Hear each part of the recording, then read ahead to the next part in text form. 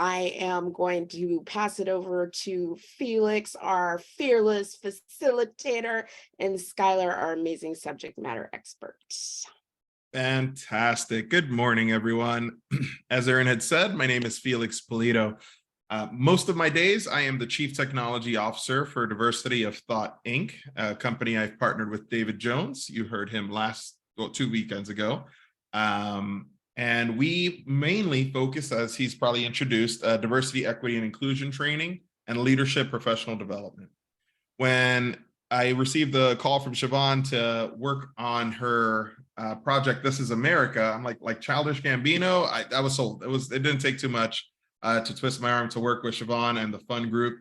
And so for today's third installment, I'm looking forward to also seeing, one, how the design comes to life, and two, the facilitation. I typically don't facilitate, so getting back into the facilitator seat is going to be a fun one for me after having done it for 6-ish years. I won't shy away from the mic. And I want to thank you all, by the way, for coming back again and again to entrench yourselves really in the movement that is slowly waking up here. This first modules, I should say, was all about giving you the knowledge. This module is going to be a bit different in that there is going to be knowledge given, but we're going to start to work up that activism. We're going to start to talk about actionable things. We're going to start to bring this to a head as far as solutions. And in building this out, you can expect less slides and more of a type of dialogue. And so we have a subject matter expert online. You've probably already heard his voice. I'll have him come online just for a second here to introduce himself, and you'll hear more about him throughout the training. Skylar, would you like to introduce yourself? Yeah.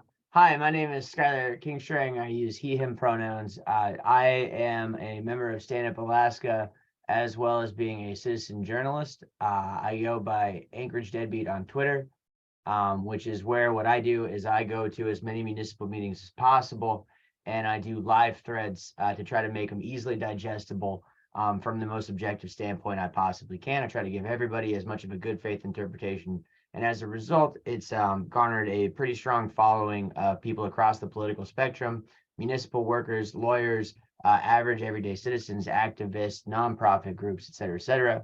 And my goal is to make local government more accessible to the people, because not everybody has an extra 15 to 20 hours in their week like I do to go to municipal meetings.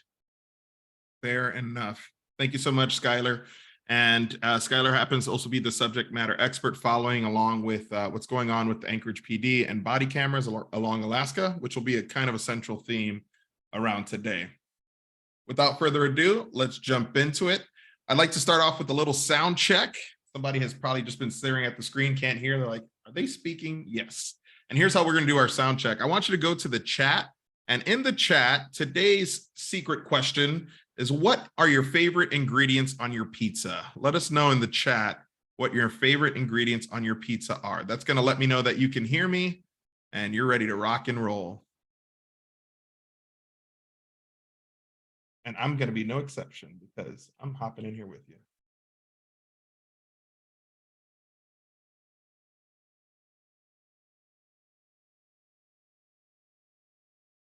Jeffrey says all about the bacon. Jolene, ham, pineapple, and olives. Are you looking to polarize the chat? I love ham and pineapple. I'll be honest, I'm in your corner.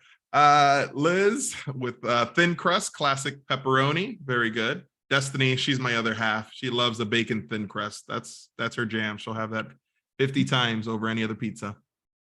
A hamburger pizza. Oh, pepperoni and onions, says Bippy. Okay, Jolene's fighting for her right for the pineapple. That's awesome.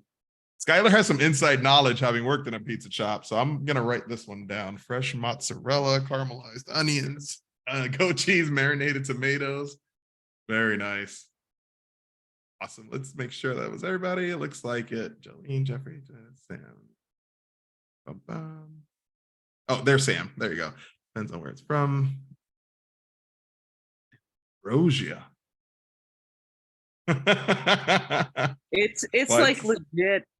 Like it was staggering. And from Domino's, are you kidding me? Like they went from like the meme of like grease cardboard to like, what even is this? It's startling. And like It's legit. You like bite into it. It's like, I suddenly understand. Like you have like, a quick start behind you. It's like staggering. But Thank I you, don't Domino's. I've seen like the error in my Domino's. ways. Bizarre. That's pretty cool. We have a couple awesome pizza spots. I'm here in Tampa, Florida, and then we have a restaurant by us called Foodies, and they love to experiment with food, including pizza. They have their own brick oven. So when I say I'm taking these ingredients and I'm running with them, believe that. Believe that. Awesome. So we'll be using the chat throughout the training, as you know, from the previous two sessions. Also from the previous two sessions, and it's true today, we do have facilitator guides. And I personally prefer the digital version of the guides, where you can just type into them using Adobe Reader, and then you can go ahead and save it. But I fully understand some people have their own note-taking apps and would like to import this. That's why there's two versions that we offer of the participant guide. In addition, if you ever have any feedback on how the participant guides, how the PowerPoint, how these sessions are going, towards the end of the training, we're actually going to send out a link. It's a link to a survey. It should take about 10 minutes, and we're asking for your participation there to go ahead and make our materials better. That's all this is about, and more on that to come in a moment. Let me go ahead and ensure that we all have access to the participant guides. Should be simple as checking the email. Those were sent out, right, Aaron? Okay, so I'm going to put them in the chat, no worries. And they're uploading now. So I already have a long title on these files, and this has never happened before, but won't have you slipping up. -municipal PG is the one with the lines, and then IPG is the one that you can just type digitally and go ahead and follow along with your notes. So you can make sure you download whatever file it is. Don't just try to open it up in a browser, and you should be good to take notes for today's session.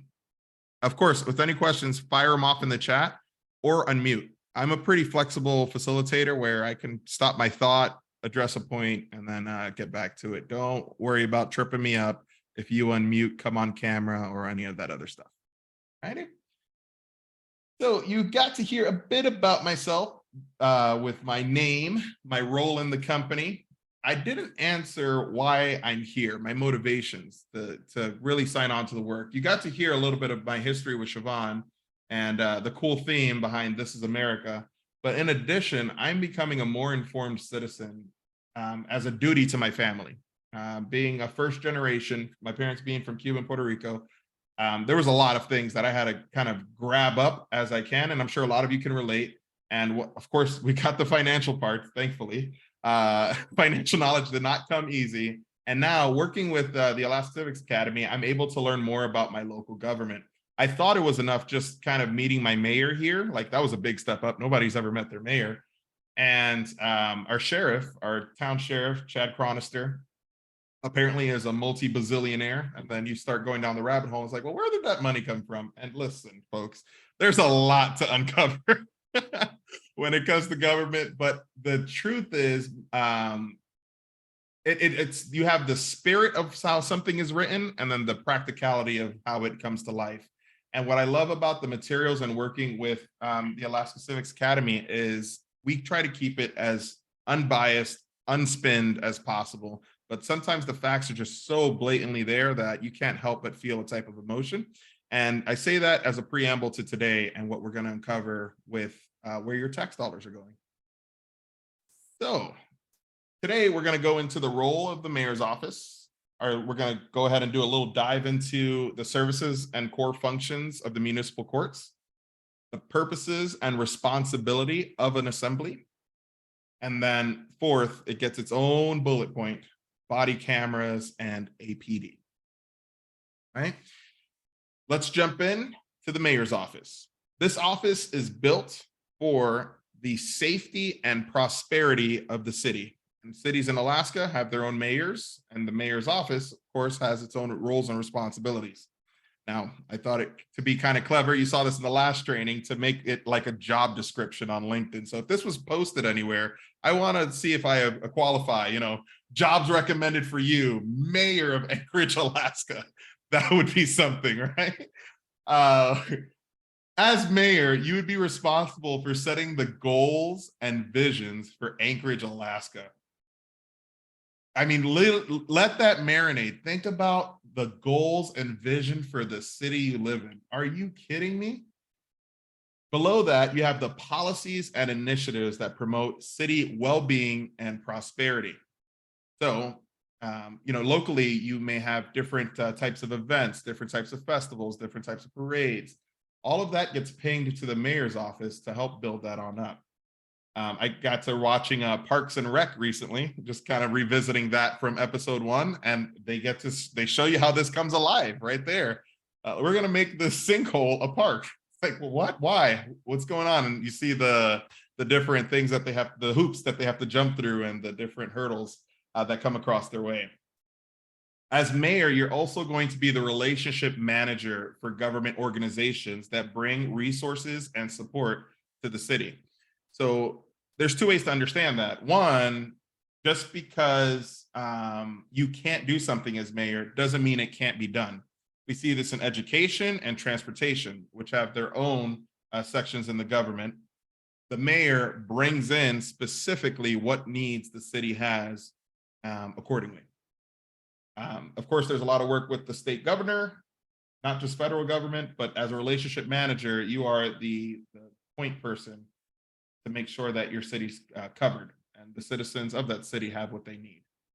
And then bolded down below, provide public safety services and emergency management to ensure the safety and security of Anchorage citizens. Or insert your city here, right? If you're not directly from Anchorage, Alaska. So when we look at these 4 bullet points and you look at the role of mayor, nowhere in here does it say it needs to be of a certain gender, a certain age, a college, a certain, it's really about these responsibilities and your ability to fulfill them. And then of course, winning the election. Now, there are some requirements for the job, but looking at the core responsibilities, I would venture to say at least one other person on here today feels like they could fill in the seat for mayor. And that person might just be Bippy, but I'm thinking there might be another person who can fill in for it. And that's kind of the beauty that I take and the liberties that I take as a designer when I put this as a LinkedIn post, right? Or yeah, LinkedIn post. You can actually see yourself kind of engaging with that. And that's what we want you to do throughout today.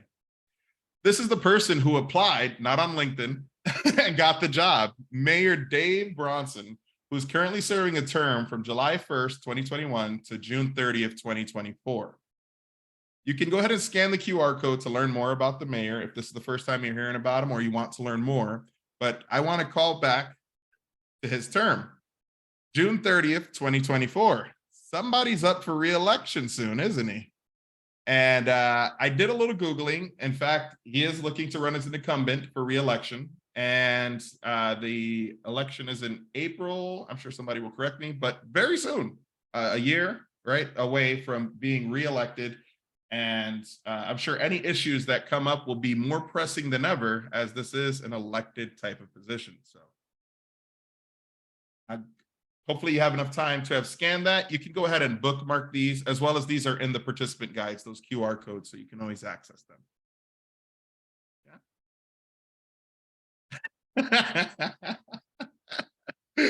Well, we need to talk a little bit more about the interview panel, huh, Liz?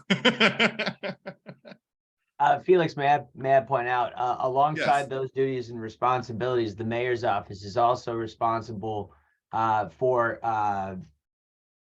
assigning or putting people up for positions.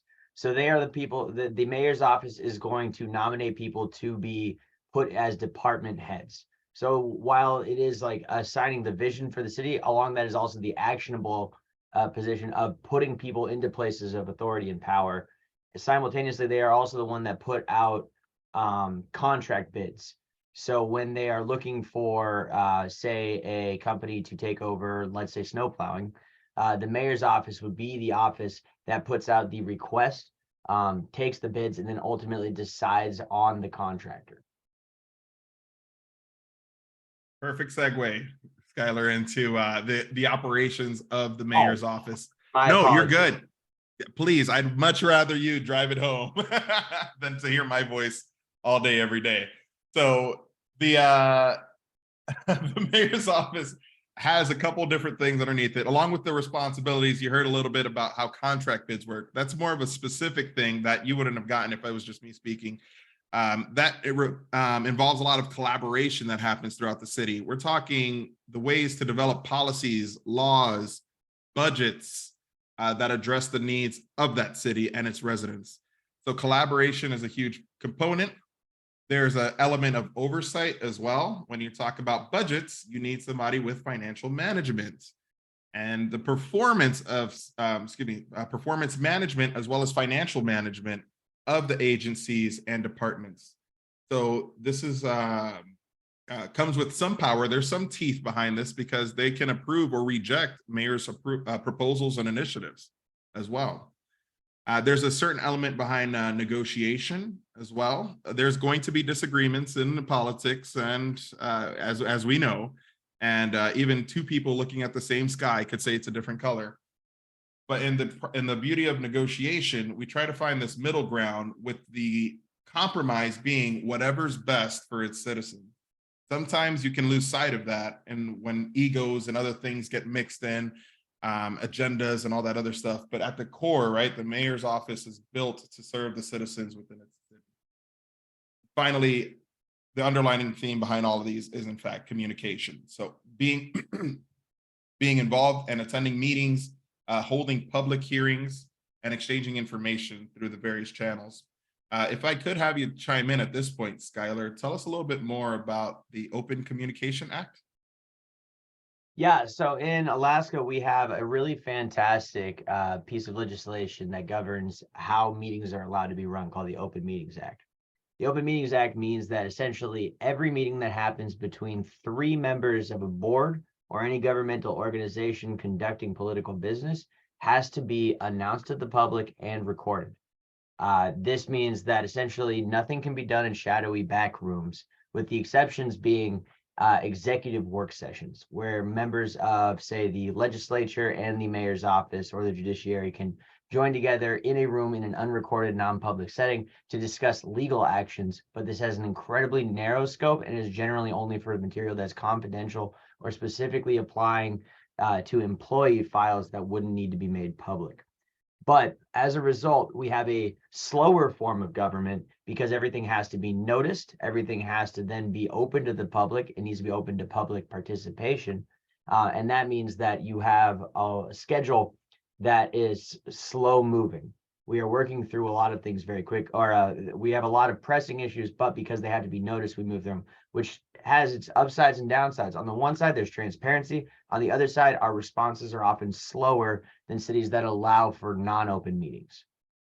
Skylar, quick follow-up. What does noticed mean? So notice would be that if, so let's say hypothetically, we had a piece of legislation that needs to quickly move through the assembly. What you would need to do is you would need to provide notice. Notice can be through a variety of different means. It's largely a good faith operation. So notice could be publishing it onto the municipal website, as well as throwing it into the newspaper or putting it up on social media. You generally need at least 24 hours notice before any meeting that's going to occur. Thank you so much, Skylar. Appreciate that. So And then that's we're- kind of like what happened to Disney, right, Felix? Isn't that what Disney did? Is they noticed their meetings and Yes. Mr. DeSantis's cronies did not pay attention, and so they passed some. That's very interesting how important that is, and how you can do it and still people don't pay attention, and that's why you have to pay attention, right? Even the people getting paid to pay attention may not be paying the attention. Amen. All right. And then for future records, Disney and I, it's a very sensitive topic. We'd love to discuss, but that's going to be the rest of your day today. Folks, we're going to leave you with the fun facts. That's not so fun, but it is factual. And that is that $1.7 million annually, I've just learned, has been earmarked for body cameras.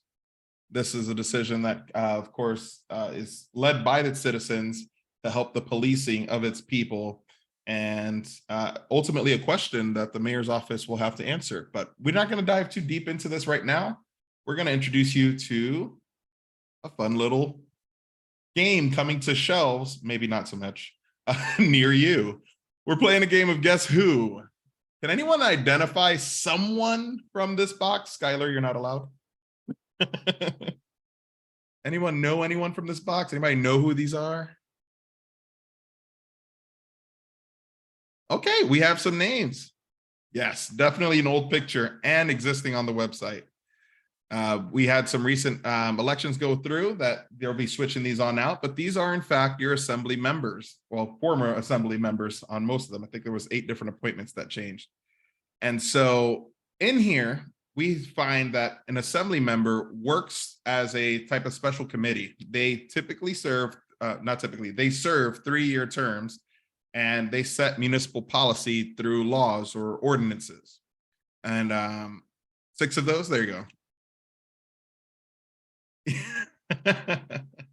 Working on it. Let's brighten up the chat. Skylar has a lot going on, and I was bothering him that day. That's what happened.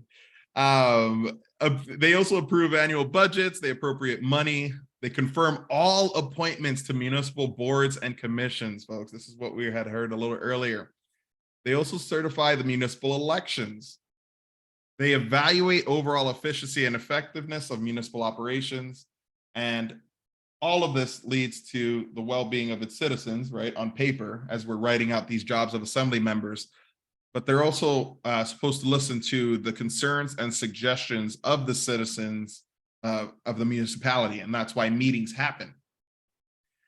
So each person here in attendance, and each person that are your neighbors, doctors, local restaurants, all of these people live in different zip codes and should have a different municipal representative on the assembly here.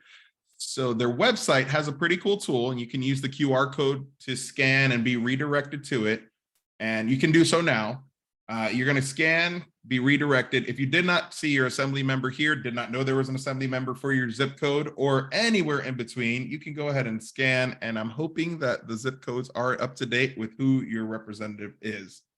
A key part that we wanted to bring in is that if you're seeing these faces for the first time, be it outdated or not, and you haven't quite identified with them, you don't know what their beliefs are, for example, what their values are, for example.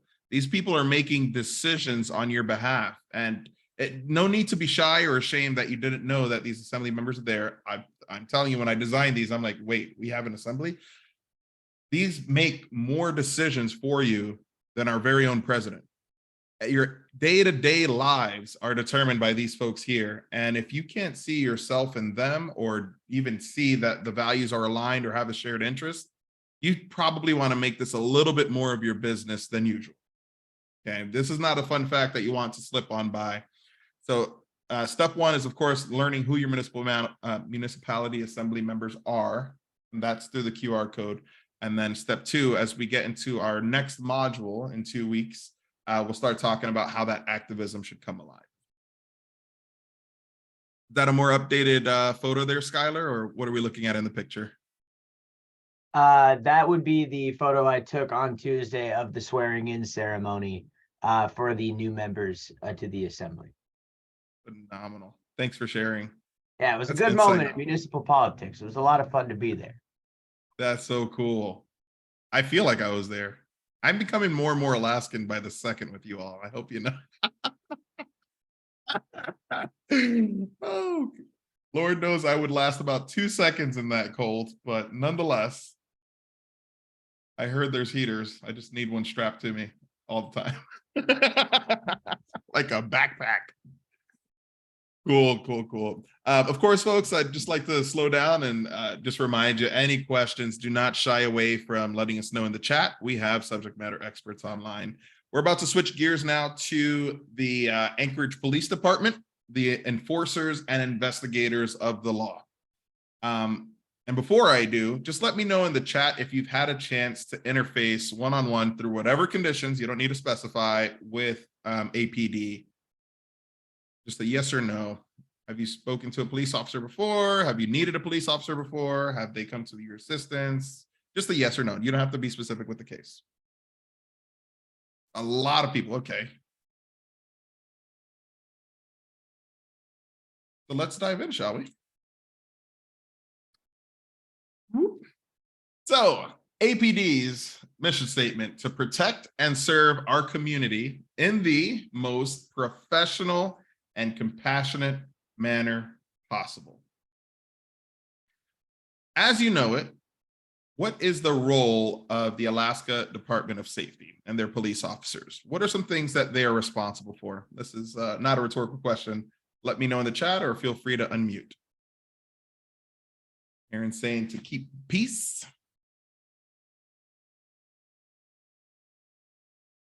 Sam, thanks for clarifying. Peace officers, not police officers again. And Sam, feel free to answer for Fairbanks. What are the roles of those police officers? Enforce laws, says Jolene. Yeah. What kind of laws are you thinking? Provide safety?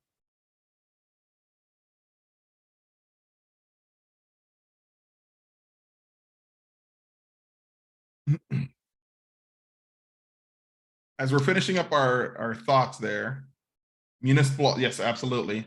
As we're finishing up our thoughts, the overall theme of maintaining the public peace and order comes with an understanding that there's going to be times of chaos where there isn't peace and order. So we have a specific division of government which allows us the ability to create a police department for its citizens to enforce criminal laws and investigate violations of those laws. That's it at kind of like a legal definition. We see this in the way of enforcing like traffic laws, for example, speed zones, school zones, all of that. And then when someone's missing, whether through whatever conditions, they have the ability to conduct and manage search and rescue operations as well. So that's APD on one side of the coin. The second side of the coin that we're going to discuss today is, in fact, the municipal courts. The municipal courts are responsible for handling various types of cases within the city's jurisdiction. So there's two things here. One, is it the right type of case? And two, is it within its jurisdiction? So from left to right, we'll go here are the traffic violations. These are things like DUI, DWI, reckless driving, speeding tickets. Probably the main thing you would know about a police officer when you're driving around is the traffic part. So this is where it gets passed on to the municipal courts. Is one thing that they handle. So they work hand in hand there. And then the second being criminal cases, where we're talking about misdemeanor criminal cases, including theft, assault, and drug possession. In the criminal cases being handled locally, you'll see that it's kind of the lower degree type of criminal cases and not the higher degree. You have higher courts for that. There's civil cases as well, which will handle any type of disputes as long as it's less than $100,000. And these are cases that you'll see with contractors, building codes, property, personal injury claims, anything $100,000 and below. Small claims is a smaller section of that, designed to get these cases processed faster, and that's for claims $10,000 and below. Then you have juvenile cases. These handle specifically with minors, things like delinquency and dependency cases. And then the most common one that we see on TV are, in fact, the jury trials for criminal cases and civil cases where the amount of dispute is less than $500. There's your Judge Judy's and of the world and things like that, right? So the Anchorage municipal courts, of course, play an essential role in the city's legal system to ensure that whatever the police have investigated and discovered, that justice is served, be it for the defendant or the plaintiff, and resolve these disputes between individuals and the state. Okay. Taking a pause here. Bippy, I know you're in the chat. I saw a lot of movement. Are we good to continue? Is there a question? Anything that needs to come up? Okay, we're good. Beautiful. So why are we talking about APD and the municipal courts? There's one major thing these two things have in common, these two entities. Anybody want to take a guess What do the police department and your local municipal courts have in common? How do they specifically relate to you? There's many answers. I'm looking for one. Wow, Liz, right out the gate. Virtual high five, Liz. Sending it. Correct. Your taxes pay for them. Look at your hand paying for them. Boom, another 100. Boom, another 100. It loops forever in case you're wondering when it's going to stop. And that's just how taxes work in this world. So your tax dollars fund the police and the court system, meaning they work for you. And we are told to trust them to do their jobs correctly and ethically. It should be said that no one likes a micromanager, but it's important to trust but verify. And for some time, we have expected body cams to help us with things like audits and trainings. And they offer a tremendous amount of value in that realm where it's eyes where eyes may not otherwise be. So we discussed previously about APD and body cameras, and I'd like actually Skylar to bring up a few additional points about this particular 1.6 million annual budget that has been approved and spent. Where's the money, Skylar? What have you seen so far in your reporting? All right, so with a brief amount of background on it. So on April 6, 2021, we approved Anchorage Proposition number 4. And I'm going to go ahead and put the text of that into the chat because I think it's important for understanding specifically how much money is going in to this. It's directly related to our municipal tax cap, not a set amount of money. So we have gone ahead and taken a percentage of our municipal tax cap and given it to the police department for the purpose of these computer-aided dispatch, data record management, but specifically for body cameras. The estimate at the time was $1.84 million. That changes depending on valuations of property. However, what we've seen is that when that was approved, that money got allocated. That money is there. So that's on a yearly basis. So it's not that we spend $1.84 million one time and we therefore have body cameras. What's happened is that we've given that much money to the police department every year since we passed that as part of our budget. And yet, so far, we do not have a single body camera on the streets of Anchorage. Thank you so much, Skylar, for that info. So the question comes up, well, if the body cameras aren't being used, obviously there's a misappropriation of funds. So what do we do next? And I'm gonna have you hold that thought as we talk about why we're even discussing body cams to begin with. Why is this a chief concern that we should all bring attention to?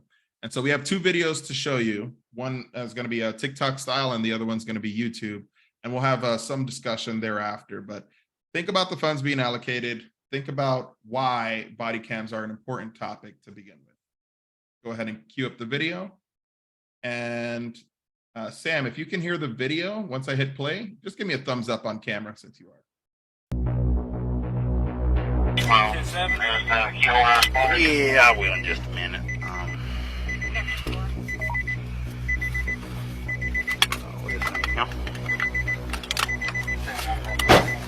Have you ever seen this before? No. No, what is that? Hang out with Deputy Jackson here.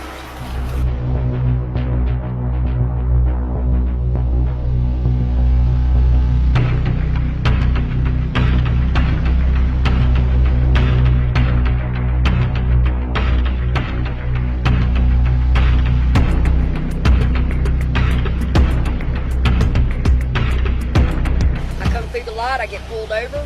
All right, the deputy asked if he could search my truck. I told him, yes, he may search my truck. I'm sitting on the bumper right now. He goes to the passenger side. He sees, I don't know, God knows what. He goes around to the other side, going on open, and he comes back with a spoon, which is what I use to eat my yogurt with. And in the spoon, there is laying a little bitty, like, I guess, a little tiny bag. He says it tests positive for methamphetamine. So I guess I'm going to go to jail. And it damn sure ain't mine, and nobody's been in my truck but me. Return presumptively positive for methamphetamine, okay? I'm just letting you know, okay?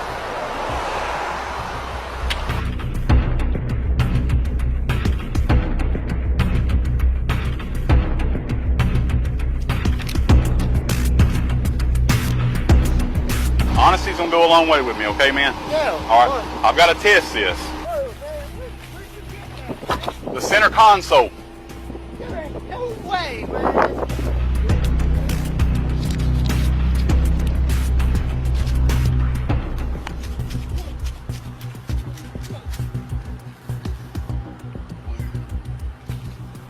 All right, look, man.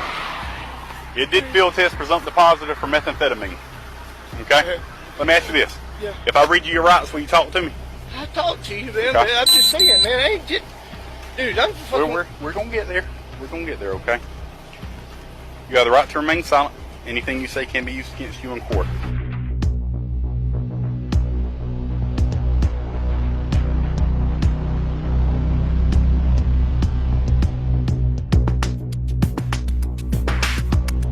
I didn't know there was anything in there. Right, Sir. right. I'll put my son's life on it. I got you, man. The seriousness. I got you. I got you. Got a little bit of meth on him. Paraphernalia, felony DWLSR. So folks, what you saw there was, even though he was trying to turn his body away, the body cam was still able to capture him planting drugs basically in cars. And I don't know if you're able to read all the text on the bottom, it goes pretty fast, but he was targeting beater cars, knowing that poor people probably wouldn't have the representation necessary to fight the charges. And of course, doing it for his own glory to get promoted. He was eventually found, fired, arrested, and charged, and is serving 12 and a half years in prison. And that is in my very own state of Florida, fortunately. The chat's going on about some of the value of the body cams, and that's exactly why we're here. That's the discussion we're looking for. In our second video, we're going to also see how it can be used within interpolice type of discipline and add additional value there. Cue this up. And then afterwards, we'll have a pretty good discussion. Back in your car. I'm Drunk? no, I'm the captain. Huh? A what? Captain. Of what? The big. Don't reach in your pocket. Get back in your car. Have a seat. I will. I'm not. You've been drinking tonight. I just got a ride. You've been drinking tonight, sir. I'm a captain on the police department. What police department? Oklahoma City. What division? Investigations. How much we had to drink tonight, sir?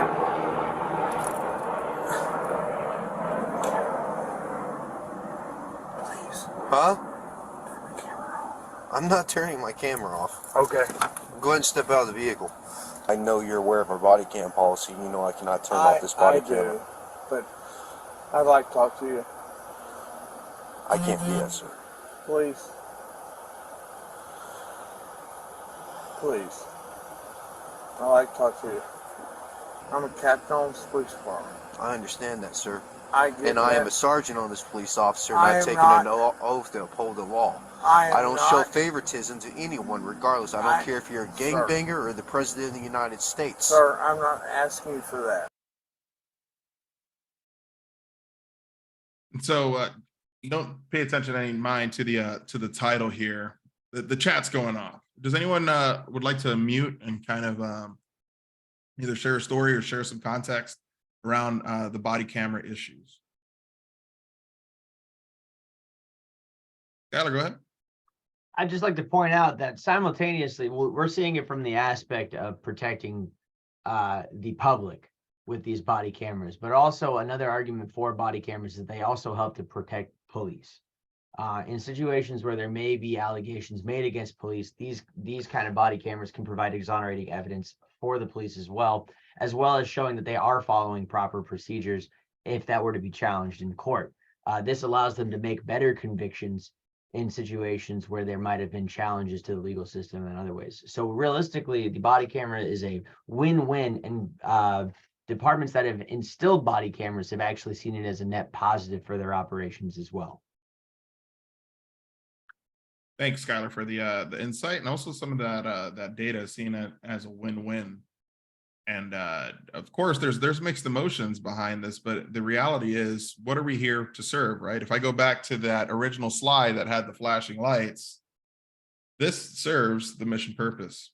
Body cameras, that is, serves their mission's purpose of protecting and serving in the most professional way possible.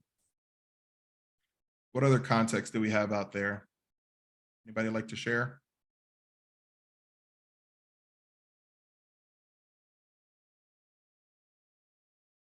Okay, I'll go ahead and just highlight something I saw in the chat. May have been Bippy. Okay, go ahead, Bippy. I just want to say that I think that body cameras should be the baseline, right? Like, I don't even understand why this is an issue at this point. Why aren't we using the technology we have? Why aren't we leveraging the technology that we have to make everybody safer, the police, the public, everybody? And so I'm having a hard time, and I'd love anybody to chime in who has a different ideas. Like, what are they trying to hide at this point? You know? That's what it feels like to me. I feel like they're trying to hide something. Otherwise, if you're all about public accountability and that kind of thing, what's going on? And I would love like a group discussion about what do we think, why do you think that we're having such an issue getting body cameras in our largest police force in the state? Or the other question is, if that money didn't go to body cameras, where did it go to?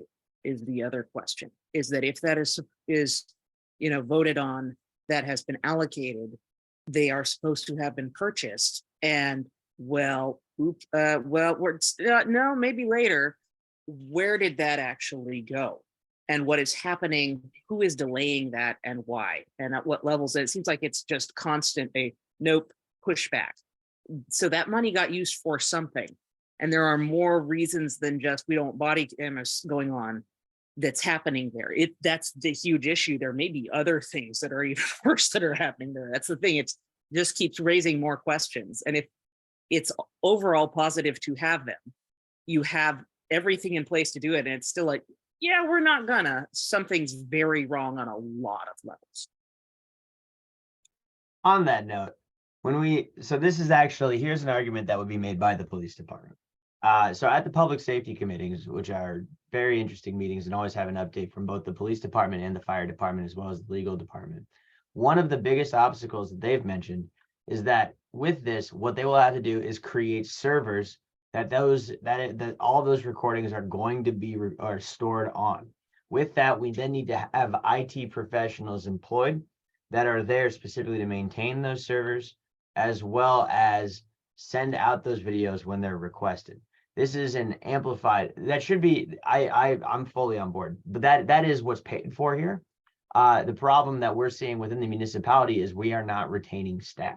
We do not have the staff to conduct even our most basic functions. When we were discussing earlier, the difference between our court system and our police department, there's department tension there right now because of the fact that police will arrest people, but we do not have the attorneys to prosecute. We are not able to even maintain our attorneys. We've had huge turnover. They've been operating at a loss for a while. So one of the arguments that they would make is that they currently don't have the resources to store, to transfer, et cetera, et cetera. It's been a component of their selection process looking into, actually, this week, we should hear about the body cameras that are going to be purchased. One of the metrics on selecting a vendor is that process of data transfer. So when we're thinking about body cameras, it's good to think of it holistically. Not only where's the camera and who's going to use it, when will it be recording, but also once that recording is, where does it go, how long is it stored, and under what circumstances can it be released? Thanks so much, Skylar. That was good context, because the question is almost like, what's the holdup? What's going on? And I'll tell you, million, now closer to $3 million that's been allocated, should be there. But how can you hire someone? Well, what's the point of hiring somebody if you can't keep them? And Bippy brought it up, when if this was a corporation, we would look at the CEO. Largely, people don't quit jobs; they quit people. We definitely have more than enough quotes and memes to support that. And if that's not enough, I know we all have personal experience of a time we've left just a toxic work environment. Very, very good. So with that being said, we've covered that Anchorage does not wear body cams, but in fact, Alaska State Troopers do. They've been ahead on this work already. I love that we're thinking of body cameras as like table stakes of being an officer. It's just standard issue equipment to do your job correctly. And when I think about the training and audits and all of the good that could come from body cameras, if done correctly, right? And this is where we need policies and the right people in place. This can also be a way to reward officers, as you saw in that second video, and make them heroes through this technology as well. That otherwise, what would have happened to that story had we not had our own visuals on what was going on, and that audio, which was incredible. He was whispering and the camera was able to pick it up. Talk about pulling back the curtain. This technology, I feel, should in fact be table stakes as well, Bippy. That was a great point.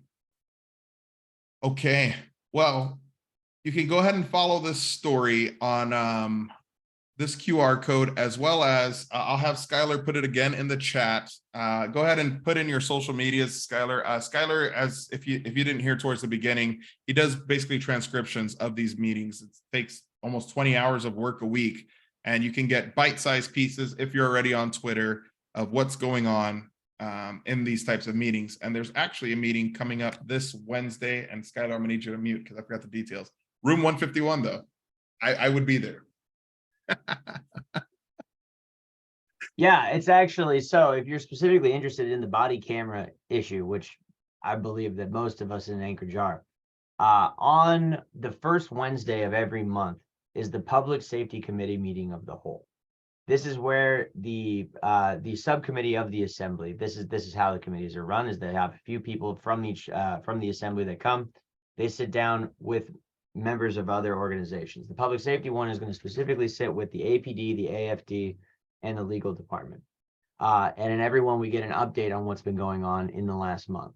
At our last meeting of the Public Safety Committee meeting, which actually I can link to you, my coverage of that specific one. Give me 1 second here. It was on the 5th of April. I will share that now. Sorry, I should have had that queued up. That's okay. I'll just jump in right here really quick and say that I have watched Skylar in the assembly chambers actually do his live tweets. You have never seen somebody's fingers move so fast. It's incredible. I've had people try to find me because they think that I'm operating on a computer. I do it entirely by phone. On his phone. But yeah, so at the Public Safety Committee meeting, the last one was where so Police Chief Curl, that's our current head of police, and Deputy Chief Case were brought in. They sort of tag teamed it. Police Chief Curl gave us the good news. The good news was that they were in the selection process. They were analyzing vendors. Then he passed to Deputy Chief Case. Deputy Chief Case gave us the bad news, which is that whereas they had been planning to go into arbitration this month, April, with the police union over a problem in policy that they had encountered, they were supposed to go into arbitration for that this month, and they had then pushed it back to late fall. This led to what we saw, I believe it was last week or the week before. No, it was last week, where the Alaska Black Caucus has decided to sue the Anchorage Police Department over their inaction. That led to last Thursday or Friday, Police Chief Curl, on new analysis by the legal department headed by Ann Helzer, they determined that actually they are able to purchase and implement body cameras before having a policy. So we still won't have a policy on the books for things like release of footage, how often they have to be recording, what conditions they need to be recording under, how that's going to be stored. But they've decided they can actually implement them before that. At this coming meeting, we should be hearing, my expectation is that we'll be hearing the update on the vendor. They should have selected a vendor, so we'll hear about the specific models of body cameras, how much that's going to cost, when we should expect to see them. And then he said once those are acquired, they'll deploy them immediately. Their plan is to have them out on the streets this summer. But as much as that may sound like a win, without a policy in place that determines when they have to record, when they have to release, and what are the circumstances under which they actually are engaging with those body cameras, it's almost the same as not having body cameras whatsoever. So I highly recommend, if you're in Anchorage and you'd like to attend this meeting, the meeting is on Wednesday at City Hall in room 155 at 11 a.m. And I will go ahead and put that information in the chat as well. Thank you, Skylar. Folks, what's on the screen is nothing new. You've heard all of the facts.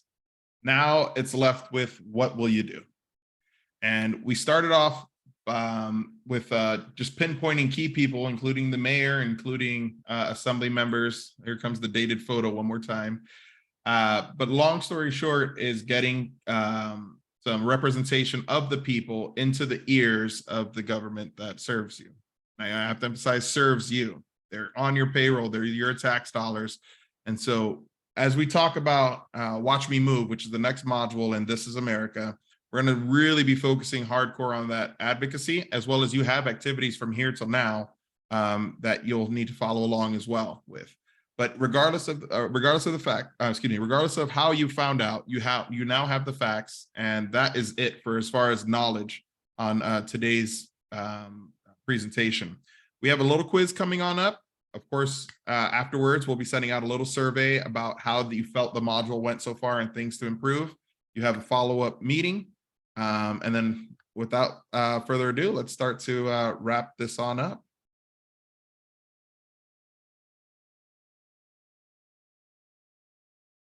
I'm wondering what I'm going to call the next quiz. Are you slipping up is kind of getting dated now. Are you moving? I don't know. Stay tuned for the next session where I name the next quiz. All righty, our first question. You can go ahead and type in true or false. Assembly members serve 3-year terms representing your district and approve municipal annual budgets. Go ahead and in the chat, just say true or false. Don't be worried about being wrong. Just get your answer out there. You'll get the right answer momentarily.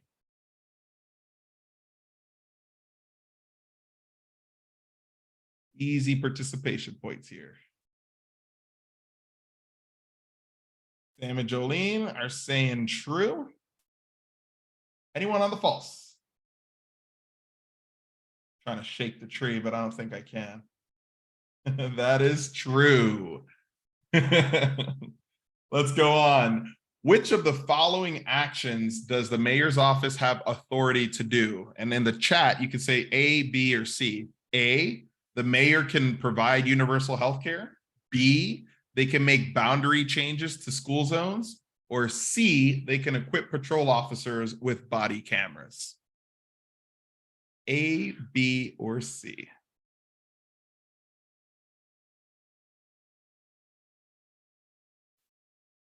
Jolene with the B, I appreciate the answer. I'll give some more time for others to answer as well.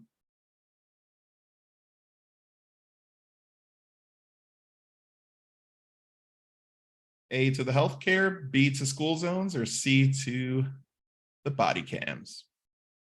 Don't be afraid. Good, good. A couple more answers. We'll keep it short for the sake of time. It is in fact C. And in case you're wondering, why not B? That is because the Department of Education, right? So the mayor can technically work with them. That's part of their responsibilities if they need to make changes to school zones, but that is not a direct responsibility of the mayor's office. Third, again, we're going to do A, B, and C here. Which of the following is a case that the municipal courts would not handle? Municipal courts would not handle DUI. Go ahead and submit A if you think that's it. Municipal courts wouldn't handle juvenile delinquency. Go ahead and put B for that one. And municipal courts wouldn't handle $1 million injury lawsuit. Whoa, answers are already there waiting for me.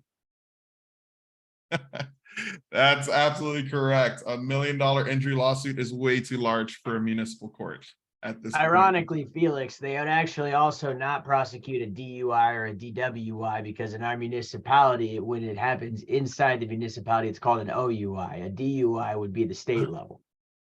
Ah, fun fact. Thank you. Yeah, fun fact. And at least you get the UI. The DW, I don't get that one. That one, Either way, you're under the influence. you're under the influence. So say UI. Got it. I saw that. DWI, driving while intoxicated. That's what the W is. Got it. There Got you it. go.